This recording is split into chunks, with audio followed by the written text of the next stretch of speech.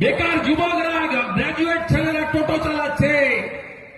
300 টাকা 400 টাকা হলে একটু বাড়িতে তরি তরকারি, মাছ তো কেনার সুযোগ নেই। ওই টাকাতে একটু ডাল ভাত আলু মাখা অন্তত হয়ে যাবে।